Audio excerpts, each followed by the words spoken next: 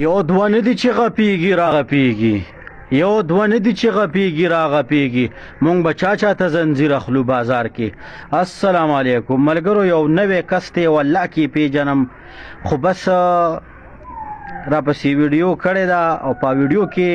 هیڅ مقصد نه مې خدای شته که د پسې ویډیو زړه کول غوښتل، خو پکې د ښځو دلالي کړې ده او کم سړی چې د ښځو دلالي کوي بیا به لازما د دنیا ته ښیم چې دا وپېژنې دا ډېر غټ دلال دی. یا خو کیدای شي چې دا ښځې د دې د کور وي یا خور وي یا بل څوک وي، نو که ده پې داسې قسم ریاکشن او ما له داسې اخلاقي درس را کړی وي او بیا داسې تنقید پکې په ما کړی وي او بیا ما ته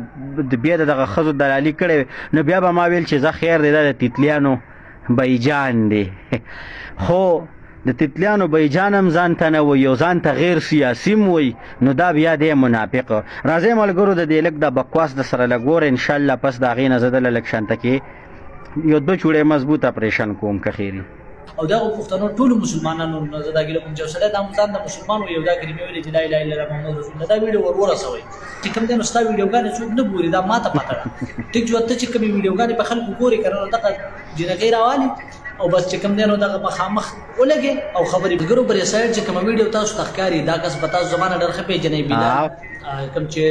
علماو د پاک د علماو دپاره ښې ویډیوګانې جوړوي، خو چونکې د ځینې ویډیوګانې داسې دي چې د هغې زه په خپله خلاف یم او انتهایي خلاف دا یم. چېرته د پي ټي آی والے دي زنانې دي په هره پالټۍ کې داسې شته، جومات علما کې هم شته، لکه مطلب پرده به پرې نه راچو، هغه به چېرته جلسې جلوس نه ځي او سیاست ویم دی ته چې باید کې زنانه او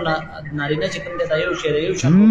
یو شانې وټ پول کېږي، یو شانې چې کوم دی نو کارډ ورسره دی، خو ده چې کوم ویډیو راغستې ده نو تر ورجانه یو خو په شرع برابر نه صحیح ده. دا ګیره لکه غونډه کې د الله د رضا غټه که چې د علماو سره کښېنې پاسې او ځان ته د علماو خدمتګار وې که نه نو دا ګیره دې لکه غونډه کې غټه که. دویم نمبر انا لله و انا الیه راجعون. تا خو په خپل هم لکه د جماعت اسلامي والا په شانته کې ځونډې پرېښې دي لکه د شیعګانو پوه شولې پټۍ دې پرېښې ده، نو تم لا اول لږ ځان خیر دی په شرع برابر که او ما تر اوسه پورې په چا فتوا نه ده ورکړې، خفه نه شي